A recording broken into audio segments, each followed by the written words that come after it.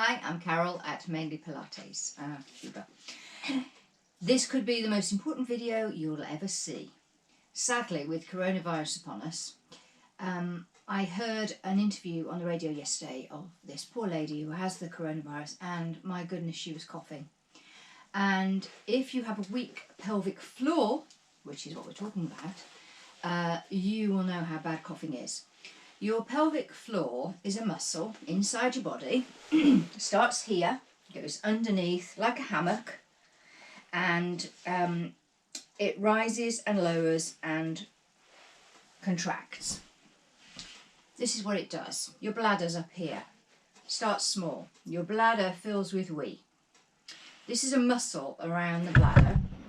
When you're ready to go for a wee, these muscles contract and squeeze the bladder and force the wee down. Your pelvic floor relaxes and you're allowed to go for a wee.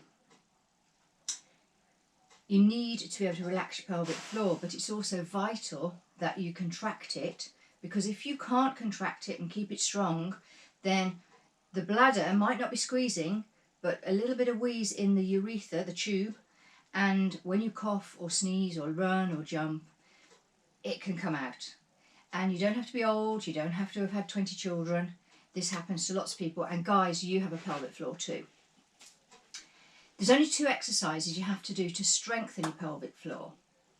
But if you ignore these and ignore your poor little pelvic floor, then the only time you know you even have a pelvic floor is when it's failing you.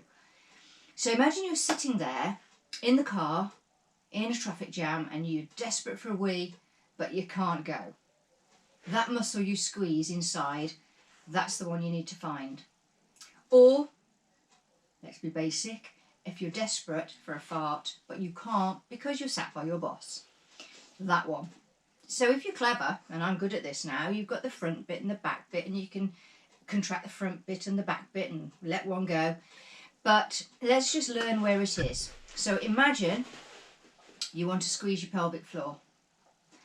Imagine it's a lift, shut the doors, take the lift inside to the top floor without curling your toes up, and then relax it down.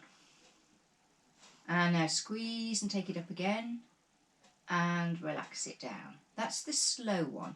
The quick exercise is a pulse. So you lift, relax, lift, relax, lift, relax. Now, do you know you've got the right muscle?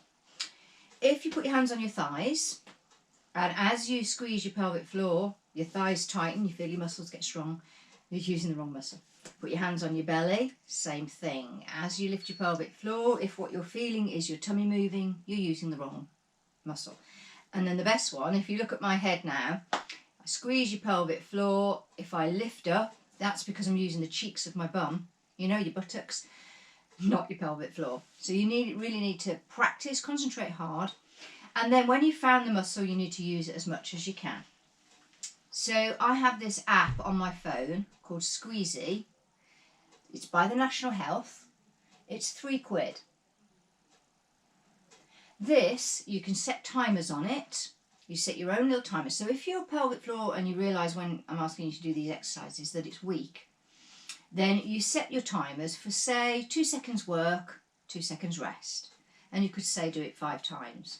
And then as you improve, and I'm afraid you don't improve tomorrow, this will take weeks of work, and let's be honest, you should be doing this forever.